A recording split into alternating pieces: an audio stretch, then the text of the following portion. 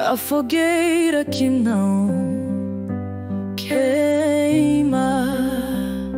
No meio da noite o fogo arde em mim, mas tu, Senhor, és meu refúgio, meu fim.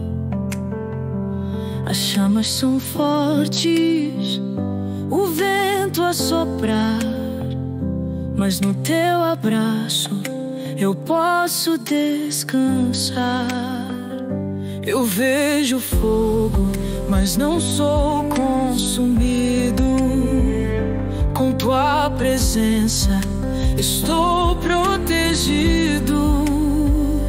Na fogueira que não queima, teu braço me sustenta.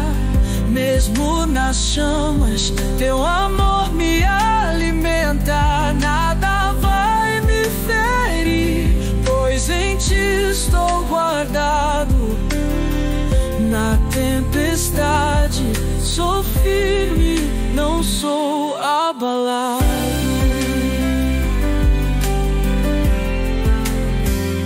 Quando a dor vem forte e a prova é sem fim, eu fecho os olhos e confio em ti.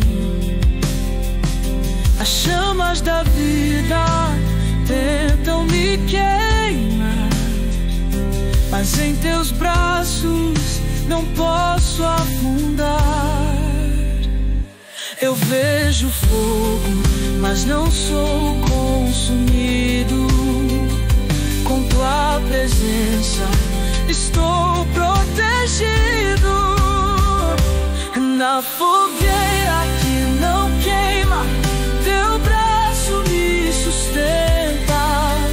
Mesmo nas chamas, teu amor me alimenta. Nada vai me ferir, pois em ti estou guardado.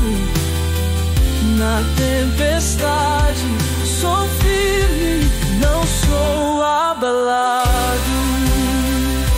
Oh Senhor, teu fogo é purificador, mas é a tua mão que me dá o amor.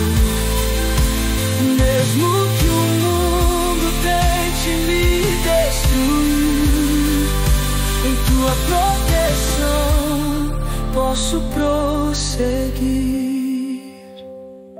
Na fogueira que não queima, teu braço me sustenta.